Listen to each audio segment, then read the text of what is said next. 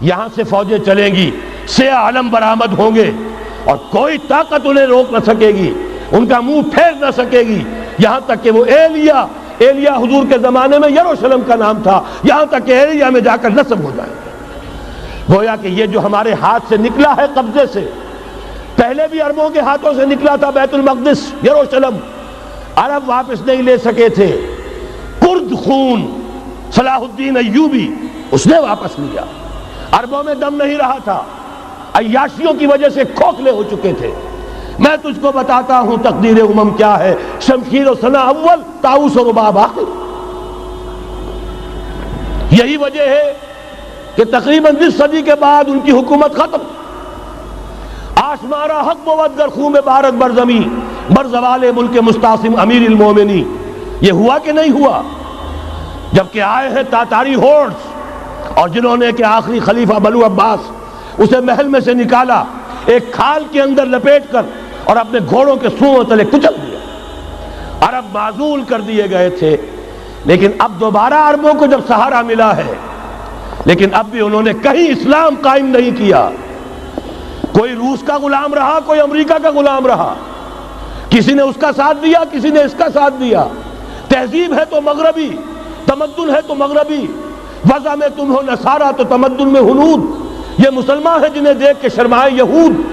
یہی معاملہ جب ان کا ہوا تو اب اللہ تعالیٰ کی طرف سے ان کے اوپر وہ عذاب کی بھٹی گرم ہونے والی ہے۔ لیکن اس کے بعد پھر یہاں سے جائیں گے وہ جو ان کی مدد کریں گے، اور یہ ایلیا کو واپس لینے والے، یہ مشرق سے چلنے والے لشکر ہوں گے۔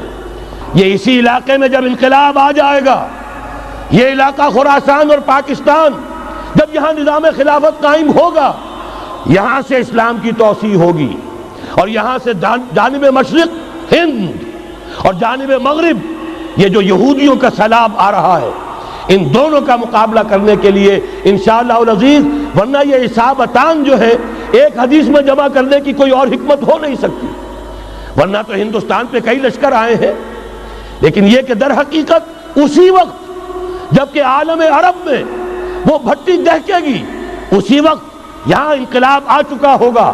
ایک طرف یہاں سے مدد کے لیے لشکر جائیں گے کہ جو مسلمان عرب جو ہیں ان کی مدد کریں گے، حضرت مہدی کے جھنڈے تلے لڑیں گے، حضرت مہدی کی حکومت کو مستحکم کریں گے، یؤتون للمہدی۔ دوسری طرف وہ ہندوستان کی طرف پیش قدمی کریں گے، اور یہیں سے جیسے اس وقت سیلاب نکلا تھا جزیرہ نما عرب سے، ایک داہنی طرف ایک بائیں طرف، ایران، افغانستان، ترکستان، ادھر مصر، لیبیا، الجزائر، مراکش، موریتانیہ، اسی طریقے سے انشاءاللہ اسی علاقے سے اس کا آغاز ہوگا اور بات آگے بڑھے گی۔ تو غرض اصل حاصل کیا ہے؟ یہ ہونا ہے، پچھلے آثار ثابت کر رہے ہیں کہ ہونا ہے، حضور کی احادیث بتا رہی ہے کہ یہی سے ہونا ہے۔ ہوا صرف یہ ہے ہم بھٹک گئے، ہمیں اپنی منزل یاد نہ رہی۔ میں تو بہرحال ان لوگوں میں سے ہوں جنہوں نے نعرے لگائے تھے پاکستان کا مطلب کیا، لا الہ الا اللہ۔ میں سن 46 میں یہاں حبیبیہ ہال میں قائد اعظم نے مسلم اسٹوڈنٹ فیڈریشن کے جس اجلاس کو خطاب کیا تھا، ضلع حصار سے جو 2 ڈیلیگیٹ آئے تھے ان میں سے ایک میں تھا۔ میں نے بہرحال اس تحریک میں بھی حصہ لیا ہے، ایک ننھے کارکن کی حیثیت سے لیا ہے، پھر حالات کو بدلتے اپنے آنکھوں سے دیکھا ہے، ہم کہاں سے کہاں جا پہنچے ہیں۔